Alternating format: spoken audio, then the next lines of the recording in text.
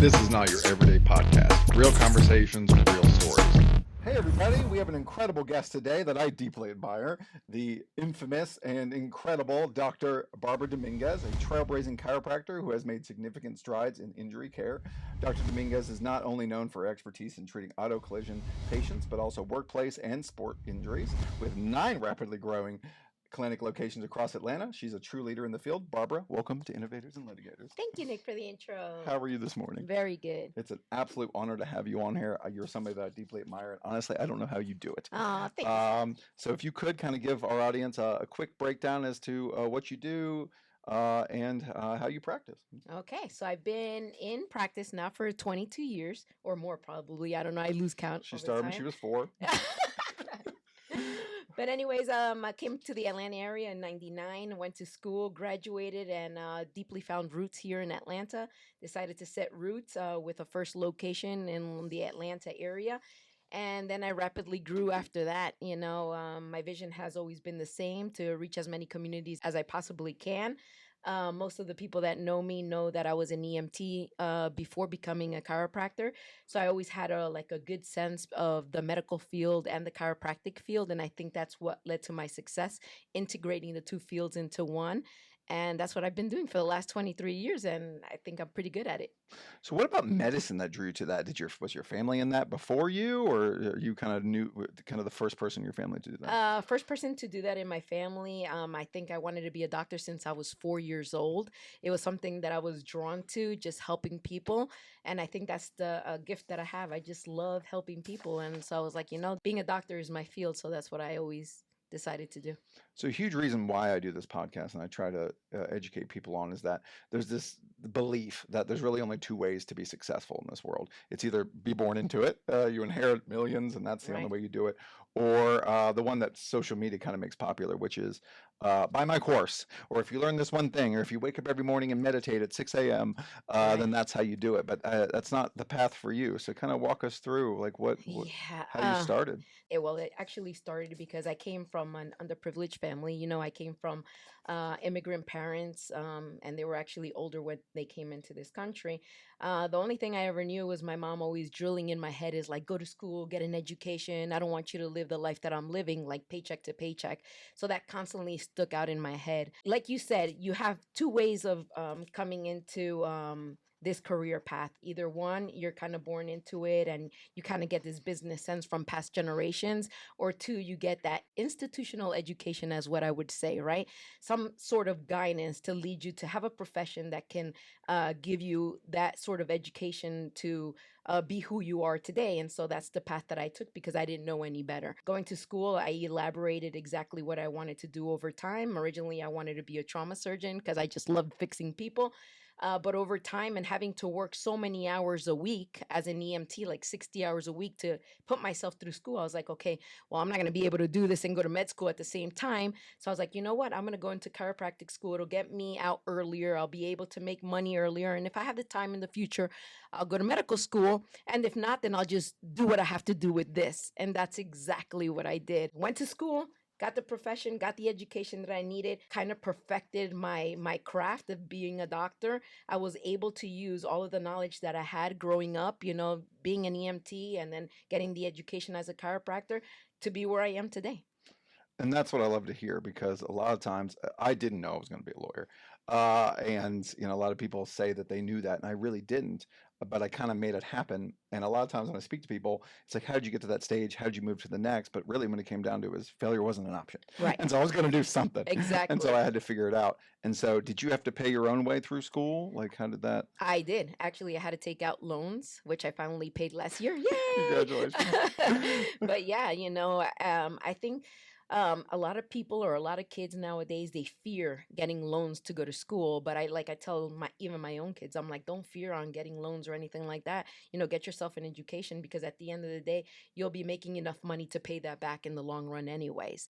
So what kind of pushed you towards entrepreneurship? So, your work prior to deciding to go out on your own. Right. I personally felt like there really wasn't much that was being done. I felt like no matter how much I excelled, no matter I graduated top of my class and things like that, Right. I still felt like nobody was really impressed. Just do your work, shut up.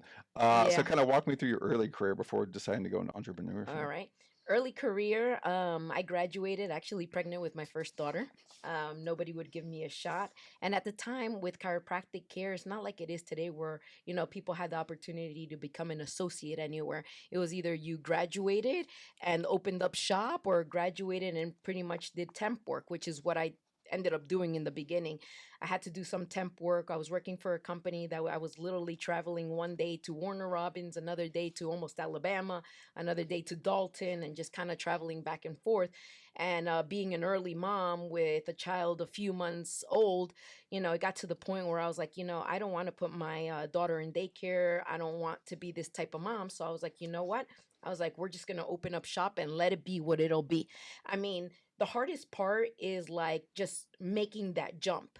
But coming from the background that I came from, just always hustling and doing what you got to do, you start building resilience when you're in that atmosphere, right? It's like you really don't realize it at the time until you get older.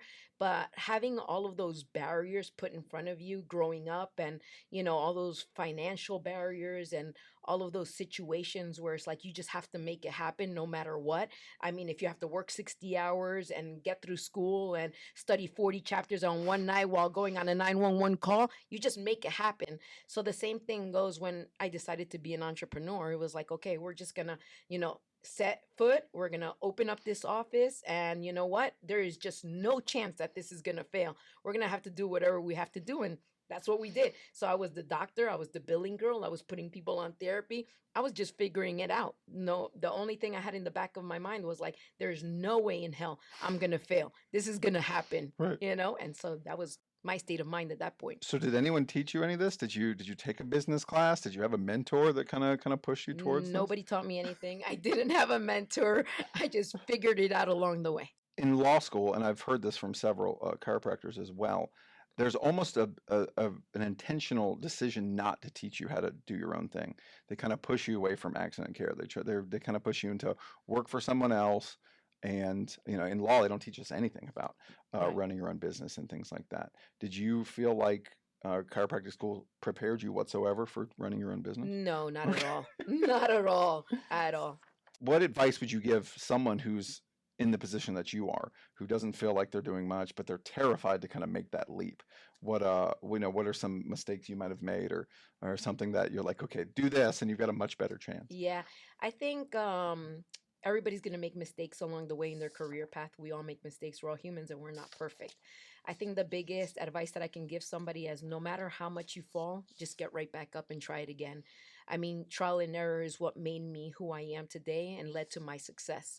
It's just, I know everybody's going to have fear in the process, but hey, you just got to, make that leap, do what you got to do. And if you fail, hey, brush it off, get up again and try it again.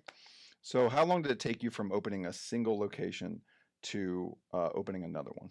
I think it took me the first time around about a good 8 years to open up a second location. Sometimes we get into partnerships that aren't the best Yes. partnerships. Okay, so I was in a partnership that was not the best. We were definitely not aligned with the same vision. I think I had a mentality of growing and reaching the community where the other person was a little bit more comfortable. Eventually, that partnership ended, as many partnerships end along the way. So that was another, kind of experience for me. But as soon as that partnership ended, I was like, okay, this is my chance to do what Barbara has always wanted to do. And that was expand and expand rapidly. At that point, my kids were a little bit bigger. I actually found the partner that is in partnership with me today. And that was the best thing ever because, when you're aligned with somebody that has that same vision, it's so much more easier. And when you align with a partner or you find the partner that is actually your yin to your yang, it actually makes it that much easier because everybody has their strengths and their weaknesses. And he has everything that are my weaknesses are his strengths, and what my strengths are his weaknesses. So I feel like we make the perfect fit. And so when we met, I said, hey, listen, this is my vision moving forward. I want to do this, this, and this, and this. And I know it's a long haul, but are you in or are you out? Because this is it. It's like you become stronger as well. So it's like you're either on this train or you're off of this train, buddy. And he was like, I'm in. And so 8 years later, man, we've done a great job together. We are now we just opened up clinic number 8 on Monday. We're opening up clinic number 9 January 1st, and we already have that vision setting forth into opening up the next 2 locations within the next year or so. So when I worked for someone else, I worked for someone else for 4 years, and then I decided to go out on my own. And I was so afraid to fail, and I didn't know. I've never run a law firm before. Right. I was desperate to find a partner. Right. So I went from law firm owner to law firm owner to people that I kind of knew tangentially. Right. And I got really good advice. Somebody told me, "Well, who do you trust with your life other than your wife?" And I was like, "Really, nobody." He's like, "Exactly." And they're like, "I'd rather you go slower than figure that out." And I had a lot of friends who initially had partnerships that didn't work out very quickly because they Right. were rowing in opposite directions. Right. So, and this is a frequent difficulty that people have gone through. And I think a lot of people don't recover from that. They said, Right. well, this is the end. To go 8 years with staying in a very similar area, what kind of lets you know, like, this isn't it for me? Like, this isn't the only way this can go. Yeah, I think it's a hard choice that people have to make, and it's a difficult one because sometimes there are emotional barriers that get in the way as well, right? Because then you have some sense of gratitude to the person that you were with for a very long time. For good or bad, there's always something that you learn from partnerships anyway. But there has to be a point in your life where you say, you know what, this is just not what I'm aiming for. This is not what I've been looking for all of these years, and you have to pull the plug, and it is what it is, and you just move on. And like you said, life is about trial and error. Maybe you've waited too long, or maybe you took the jump a little bit too soon, but at the end of the day, it's like you'll never know if you don't make that jump and you don't make that leap. So And I think that's something that really the audience should take away from this is that people see success as just a very clear line. right. And so the second they feel a setback, they're like, well, I failed. This is it. Yeah. And I really don't think that's how it works. I think it's really important to realize that those movements can actually make you better. Do you recall specific instances where being a woman kind of in your come up and growing that you felt like there was inherent differences and difficulties that you experienced? Yeah, I think there's a lot of differences. It's very hard because, even when I want to have some sort of mentorship, you have to be careful because in business, it's like, there's a fine line, right? You want to be really friendly and you want to make business moves and stuff like that. But sometimes, from a man's perspective, they might take it the wrong way, and sometimes people think that because you're nice and because you're friendly, you're trying to hit on them or something like that. And it's not the case. You're just trying to do business as well. At the same time, you got to remember that a lot of these men that are in higher positions, they also have wives or they have girlfriends and stuff like that. And sometimes the wives or the girlfriends might look at you like, why is she trying to be next to my man here, or something like that. And it's not the case, Yeah. It's just like, hey, I'm just trying to, build a business relationship. I'm in this game as well, trying to, get my career flowing and stuff like that. So it can be a little bit hard or, I think the worst part about it is that, I love how men are in business because men are like, yo, bro, let's go out, let's have a drink, let's do this, let's do that.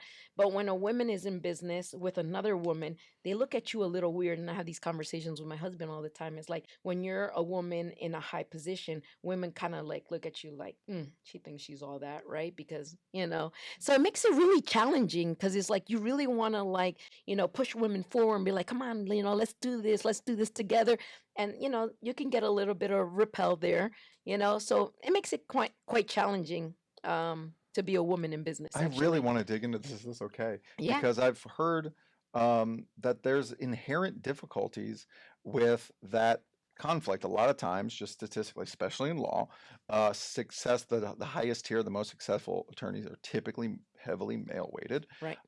And you run into that where you're having to fight with potential spouses and Right. securities and all these different things. Right. And that's incredibly difficult. That's something that men typically don't have to struggle with. Right. How do you dance around that? Because I'm sure I know a lot of people in the industry, especially when so much of what we do, and we'll go through that in a little bit when it comes to community, but networking is so important. Who Right. you know, how you interact with them, Right. and people can get the wrong message from you just because Right. you're trying to work with them on a certain level. So kind of how do you dodge those conversations? Because I think most people would say you're conventionally attractive, and I'm sure that is intimidating for a lot of people, especially women. Yeah. Number one, I always take my bodyguard with me, which is my husband. That's good. So that's number one, you know. He's behind the camera, by the way. Behind So the camera. stare me down. I'm kidding. Yes, Looking at me. and actually, he's a very good-looking guy too. Yeah, So absolutely. actually, I run into problems where marketing girls are always trying to hit on my husband too. So we kind of both laugh about it now. It's kind of funny to us, but at the end of the day, it's like I'm a very family-oriented woman. I love my husband. I love my family. Everywhere we go, we do it together. And I love the fact that my husband works with me and is my partner at work because I think the challenges that we face it together. And as long as we're okay with what's going on and we're in constant communication, then that's all that matters. At the end of the day, there's going to be times when, he's going to build relationships with people in the industry that helps out, our business. And there's times where, I can grow the business, building relationships with other women or other people in the industry. And we have that good sense with each other and that great communication that however which way, so long as there's respect, it's okay. And I think that has worked very well for me. So I try to dodge things in different situations with my husband by my side. And I think that has worked quite well. Absolutely. And you guys are rowing the same direction, which is Yeah. great. So one of the biggest struggles that I have when speaking with chiropractors that they tell me is that, especially from people of us who no one taught us this and we've developed Right. it ourselves, is kind of letting go of the reins. So for you growing so quickly, that requires you to employ and work with other professionals, other Right. doctors. And a common complaint that I have speaking to other doctors in the industry is that they can't let go of that. They want to Right. do themselves. They want to be the one manually manipulating. They want to be the one Right. overseeing care. So kind of walk me through how you've kind of found people to do that role for you and let go. Right. I found that to be very difficult. And my husband has more of a business sense where I'm more like, I love my trade. So he says, babe, you just have to let go. You have to get out because you can't build a business anymore if you're stuck on the inside. And I kind of understood what he was trying to tell me. At the end of the day, I think when I hire doctors, I try to hire people with the same like mind as me. And I think it's very important for them to be as passionate doctors as they possibly can. And usually that has to be candidly that they probably don't have any business sense whatsoever either, because you can't be great at both. And I've learned to be a great business person, but in the beginning, what led to my success was my passion for just being a doctor and taking care of people. So I found that hiring doctors with that same passion has been the best decision that I have made. So yes, we are a team of 9 doctors now. And everybody that represents me or the company has the same standards as I once had, which is, giving to others and putting everybody before themselves as a doctor.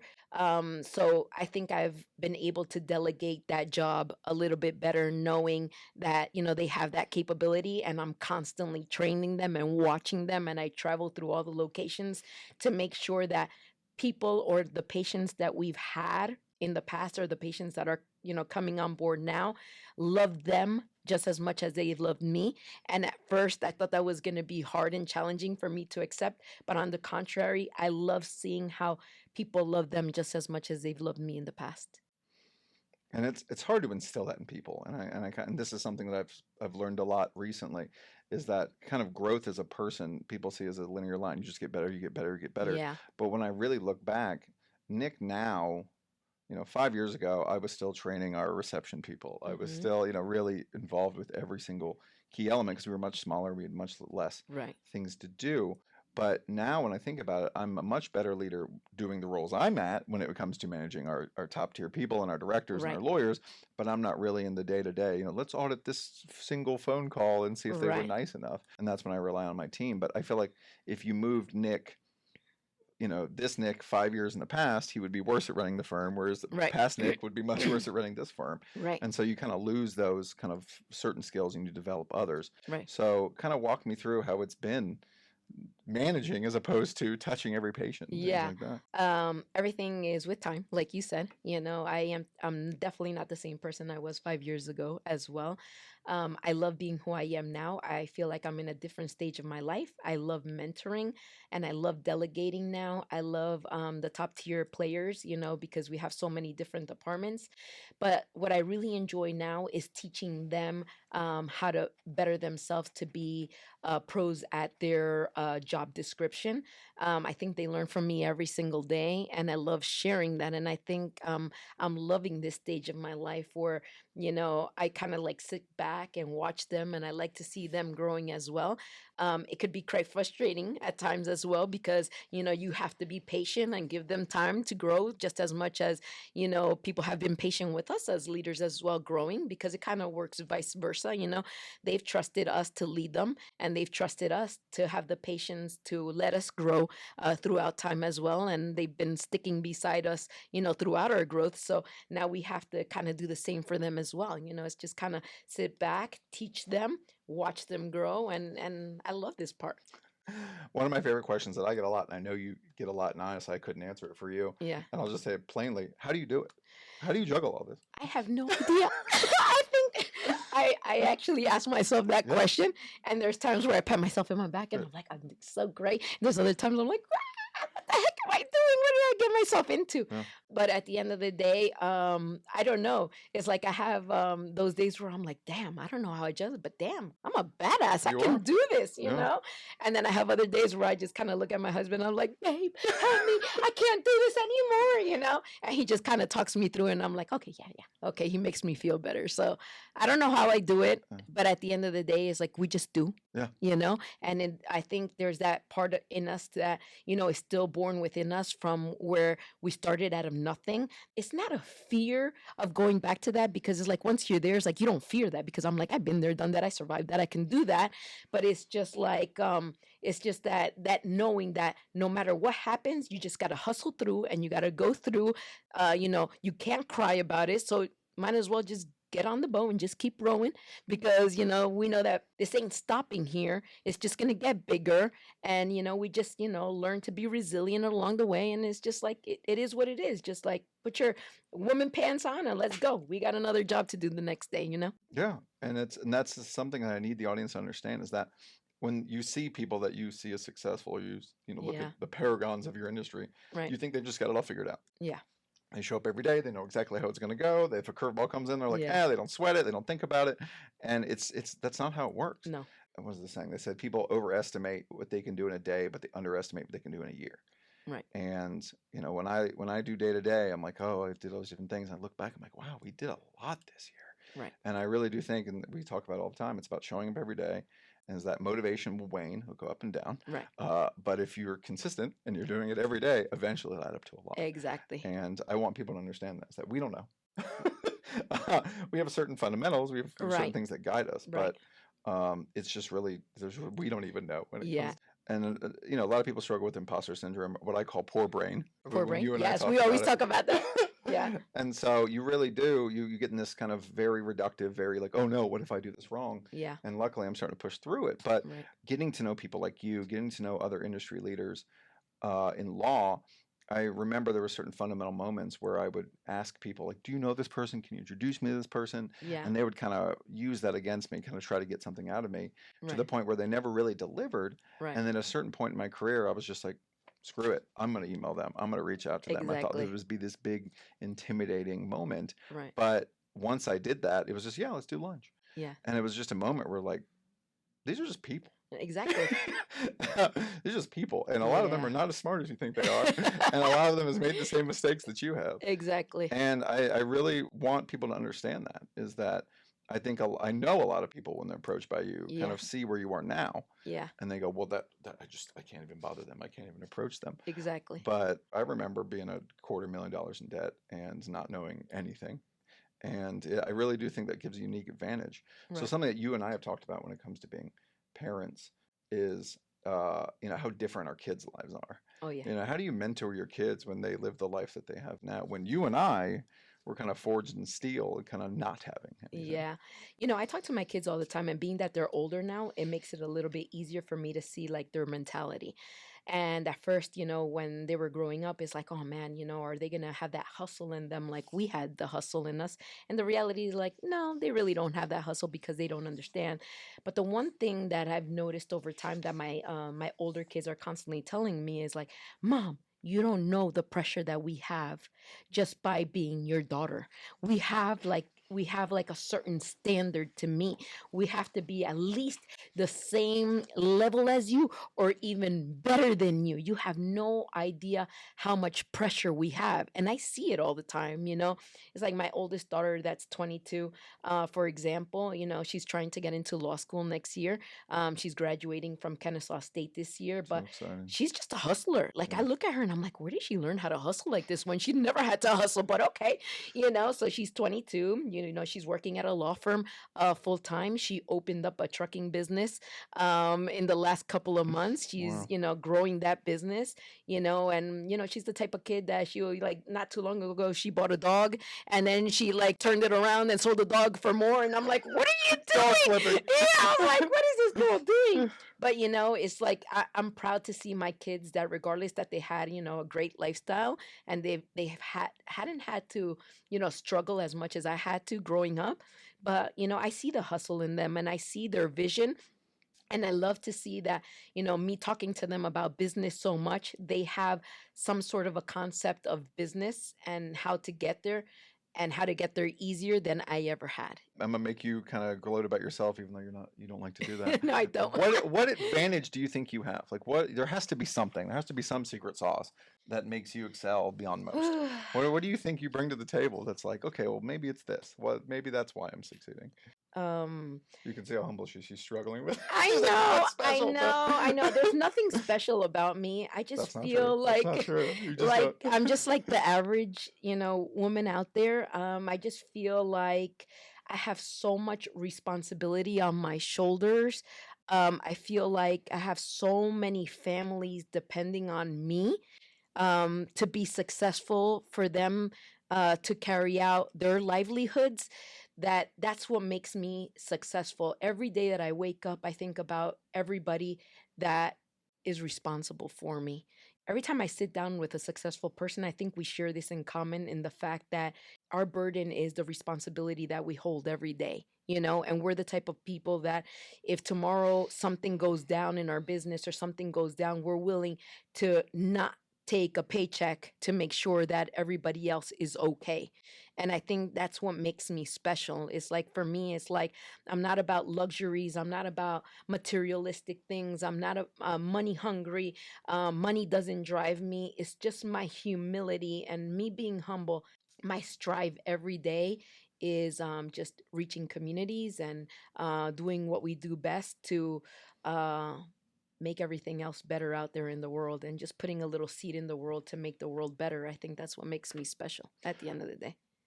One of the best advice I ever got from Manny, Manny, Yeah. it was stay humble. And I remember him telling me that very early. And I was like, I am humble. Like, I'm nobody. Yeah. Like, who cares?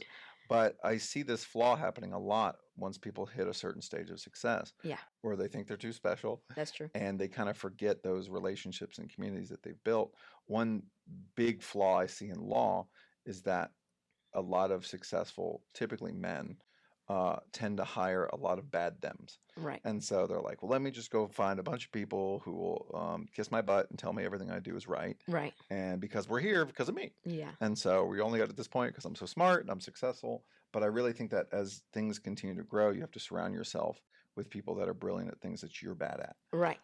And having the humility to say, if you're in my leadership team, if you're not better at something than I am, why are you here? Exactly. And I think that's a unique strength that you kind of bring to the table.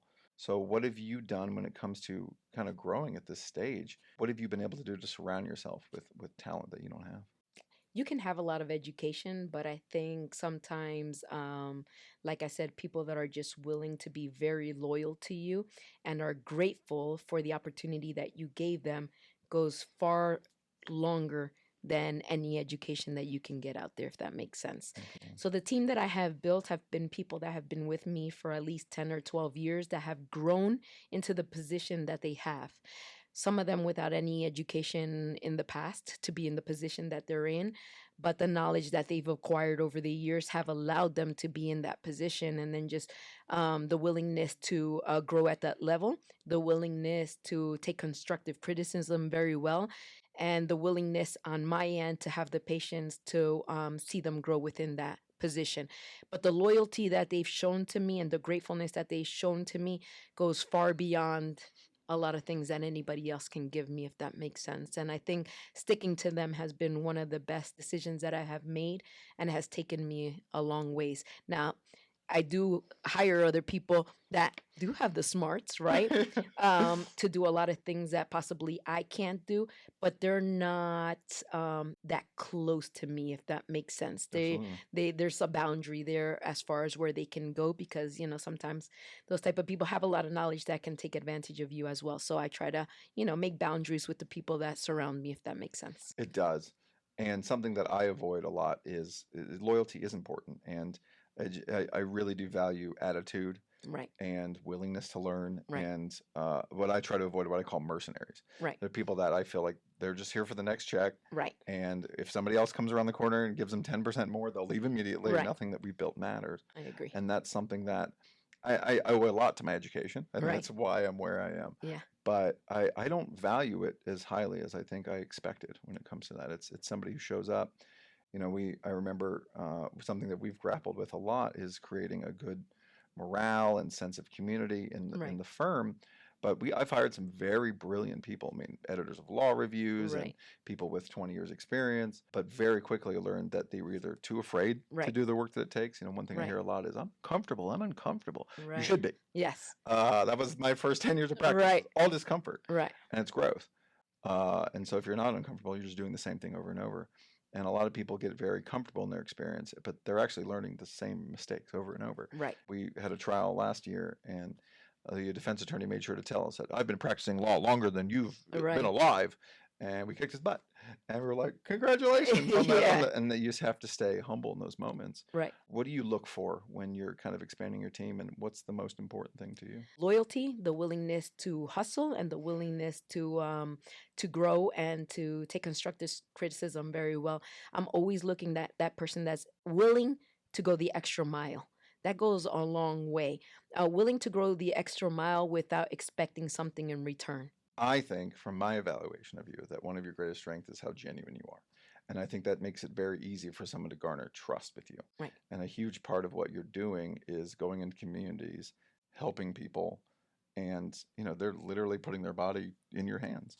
What do you think you do that's unique that people have been so embracing of you? Because Right. there's no argument. You've been very embraced by the Yeah. community. Not putting barriers between me and my patients, if that makes sense. And like I said, I'm a human being, right? So I have my flaws, and I've been divorced, and I'm a cancer survivor.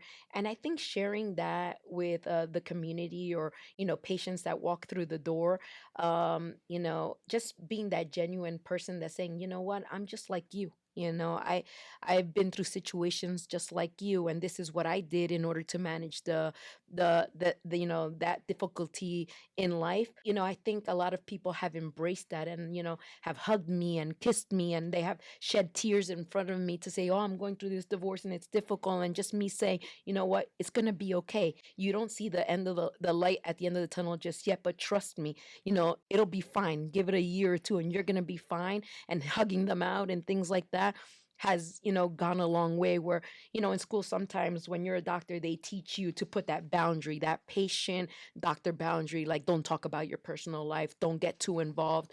I've done quite the contrary, and that has worked for me. And I think just being, like you said, that genuine person, and just being humble enough to put myself out there with patients. I think they appreciate that. I'm that huggy type of patient.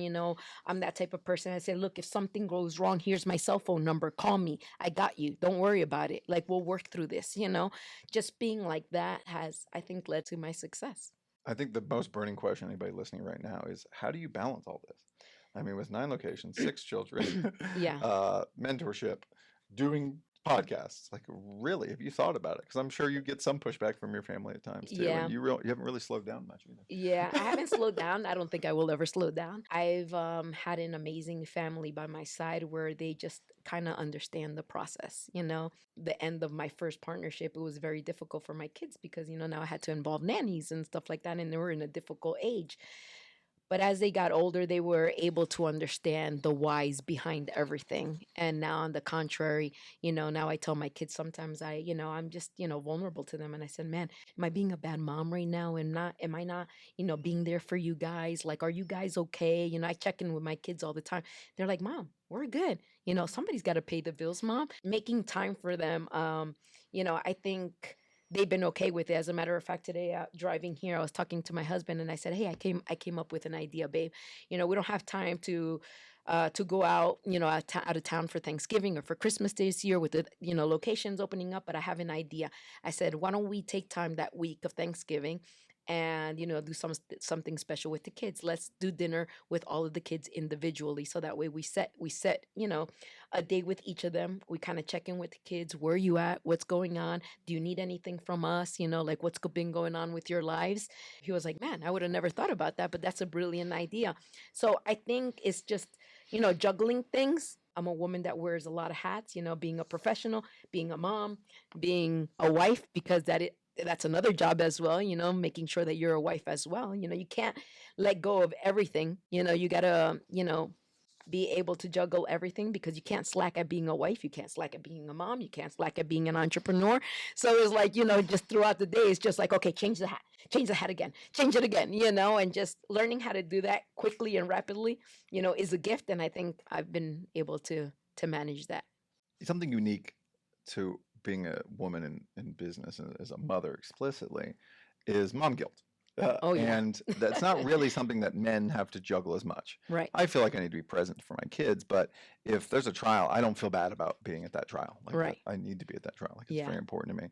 How do you think you dealt with kind of that implicit? Because I know it eats away every mother I've ever met. Oh, yeah, it Yeah. does. I've had my moments where I sit there and I cry and I said, "Oh my God, I'm being a bad mom. I'm not there enough," and things like that. But I think, I think it was more when they were smaller. Now that I'm getting older, I'm kind of watching my kids, and I'm actually proud of how I was able to manage it, because as they get older, they can be quite communicative.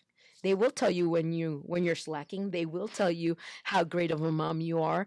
I think along the process, it was hard for me. And I think it is still hard for me at times now, because I still try to be that mom that's very involved in my kids' lives. And sometimes, I need my husband to actually justify the fact that I am being a good mom. He says, he always tells me, he's like, "I don't know any other mom that's quite involved as you."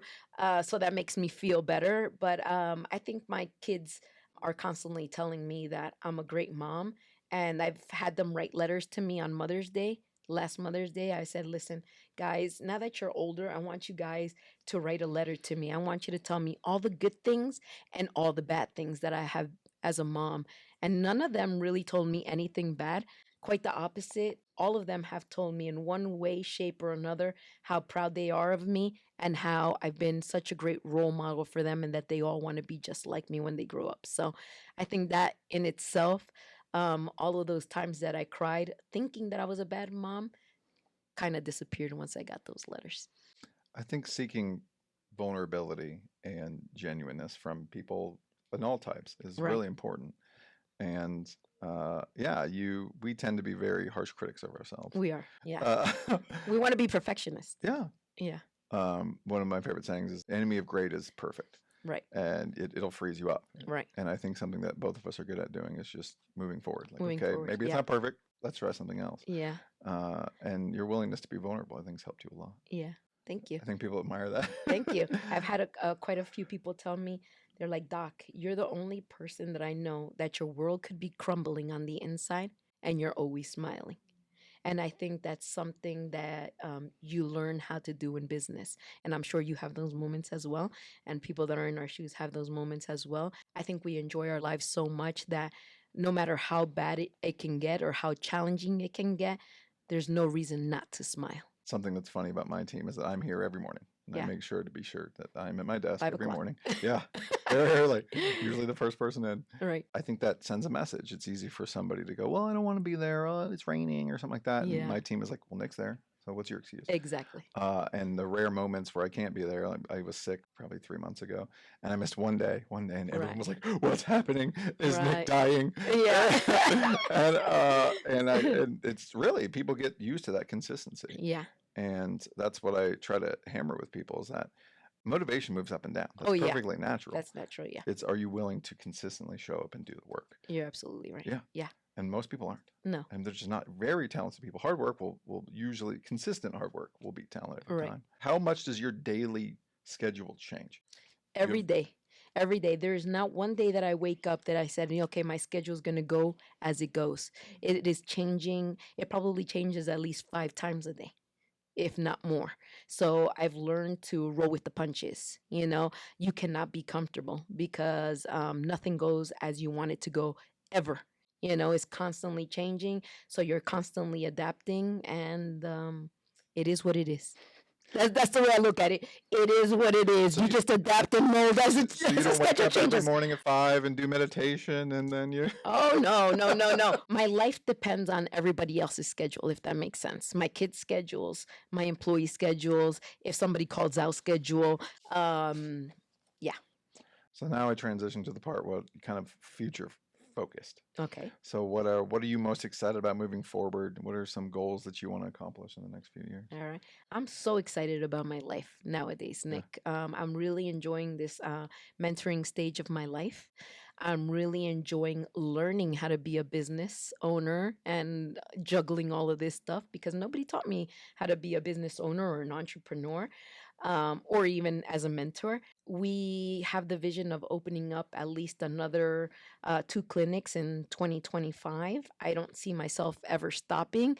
I only see myself growing. I'm lucky to have the people that I have next to me, especially my husband, which he's, like pro advocate of me. And he's always like telling me how amazing I am. And I need him every day of my life to tell me that. Support's important. Support is important. And I love that he loves my crazy. He's always there holding my hand, no matter how challenging things can get, no matter how sometimes we might not be in sync with some things.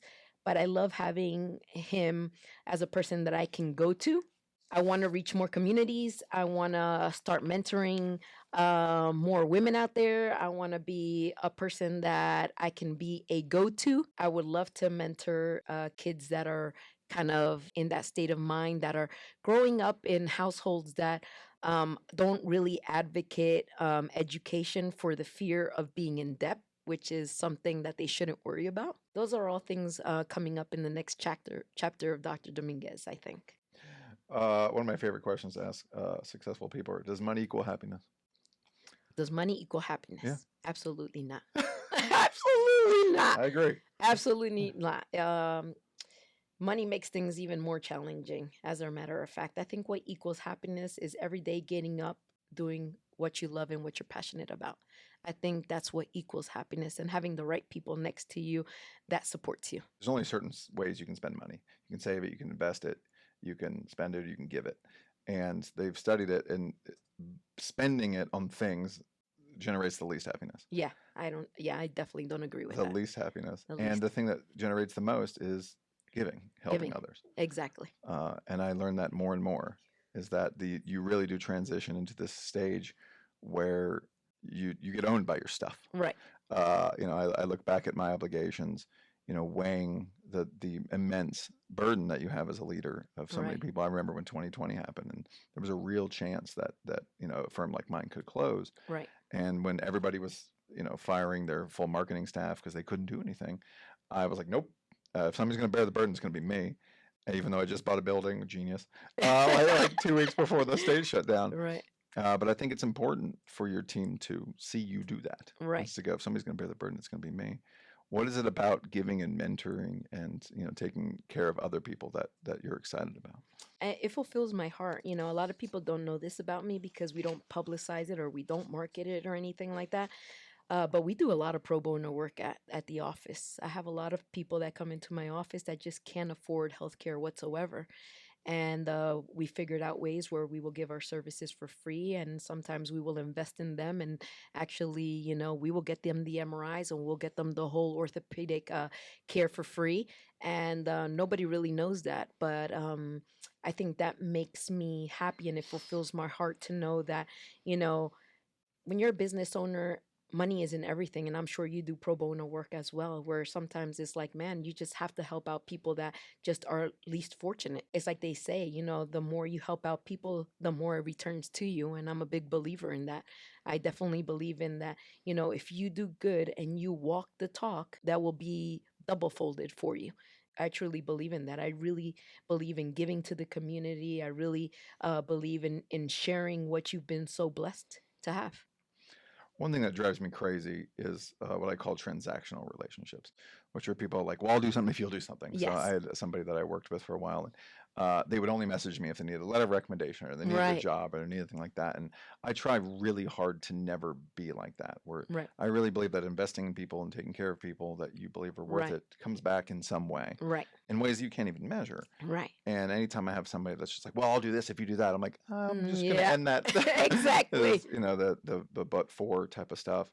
I really think that investing in people you think are important can change everything. I agree with that. Yeah. And there's really no way that you can know the full ripples of that interaction. Right. And I pity people that are super transactional. Have you run into people that are like, well, if you do this and I'll do that? Yeah, I run into that all the time, Yeah. and those are just the circle that I choose not to surround myself with. So, I choose to surround myself with humble people, and I'll take this opportunity to say that, I love the relationship that we have just outside of, working together.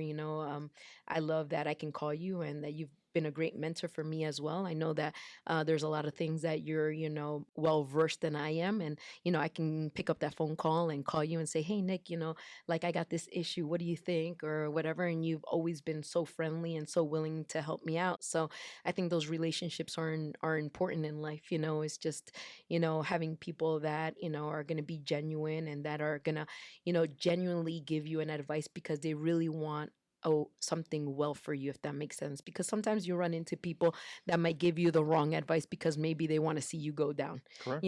So just knowing that you have people in your corner. Like, we don't talk to each other ever, hardly. I mean, maybe once every like 6 months or something like that. But when we do, it's just like such a great conversation, and it could be 5 minutes, like, oh, hey, good morning, like this and that or whatever, and that's it. But I know that if I ever need you for any questions or any advice, you're always going to be there for me, and vice versa. If you ever need me, I'm going to pick up the phone and I'm going to talk to you. And I think those are relationships that we have to really value. The people that know that you're really busy and that you don't have time, they value those kind of friendships. The people that are like, vampire friendships, as I would say, that are you constantly need to nurture and you constantly need to do things for, those aren't always the best. One thing that I was shocked the most about starting the firm, because I didn't know anything, the biggest fear I had was, where am I going to find clients? I knew how to be a lawyer. I Right. knew how to handle cases. Right.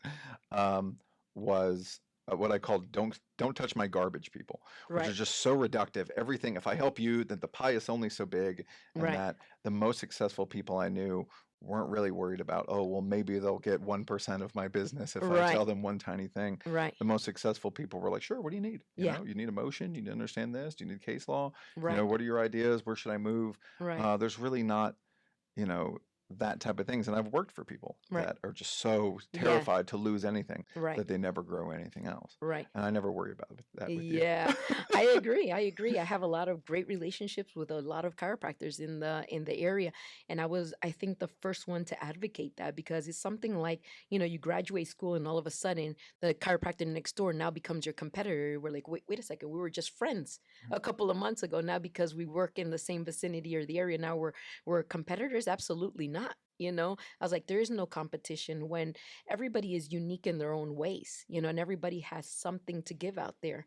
And when you're very secure in what you're capable of and what you know and what your worth is, there is no competition. The only competition that you have is with yourself, of getting bigger and growing and becoming a better person. That is your only competition. There's no competition out there. So you withholding information or helping somebody, take a step further into some sort of knowledge isn't a setback for you. On the contrary, it fulfills my heart to know that some chiropractors sometimes call me and be like, "Hey doc, in this situation, what do I do?" And I say, "Oh, you just do this and that. Don't lose sleep over that. It's okay." You know, that fulfills my heart to know that, man, I helped somebody out today. Because in the reality is like they're growing and they need a mentor and they need help, just like one day you needed it as well. Yeah. One thing that keeps me kind of consistent, that's made me happy, is I just try to do the right thing consistent with my vision, and Right. it's really that simple. Right. There's been times where I've maybe tried a little too hard to keep employees, paid them probably too much than I should have, Right. but I kept somebody very talented, or sometimes they didn't appreciate it and left anyway. Right. And then later they come back Come and they're back. like, "Oh my God, I'm Yes. so sorry. I didn't know what it was like out there." Yeah. I remember telling people, this is a mistake, but it's yours to make. Right. And some of the best moments are those people returning and go, "You're right. Like, you were right." Yeah. And I think the only way that you can do anything is to just stick by your guns and do what you think is right, because you can't look down the future. You don't know what it looks like. But those Yeah. moments are nice when you're rewarded and they're like, "Man, you were right." Yeah, It's I like, agree with that. I've had quite a few employees that happened to me as well. And I was like, "Hey, go for it. Try it." And then they always come back and they're like, "You know what, doc, you were right."